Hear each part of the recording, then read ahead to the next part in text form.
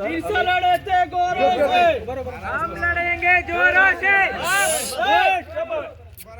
Sir અમે આદિવાસી યુવા સમિતિ ઘોગંબા તરફથી ઘોગંબા તાલુકામાંથી ગુંડી તાલુકો અલગ બનાવવાનું જે ચાલી રહ્યું છે એના વિરોધમાં મતલબ કે ગુંડી તાલુકો બનવો ન જોઈએ અને ઘોગંબા તાલુકાનું અસ્તિત્વ રહેવું જોઈએ એના માટે આપના માધ્યમથી રાષ્ટ્રપતિશ્રીને આવેદનપત્ર આપીએ છીએ.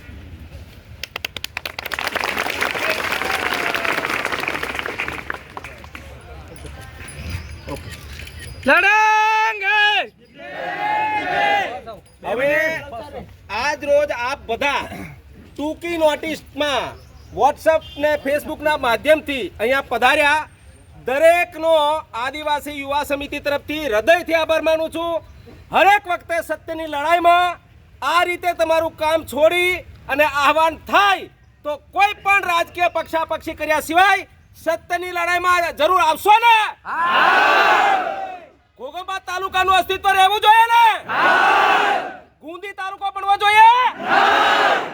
Okay, thank you. બધા શાંતિથી હવે આવેદનપત્ર આપ્યું, પોતપોતાની રીતે જઈ શકો.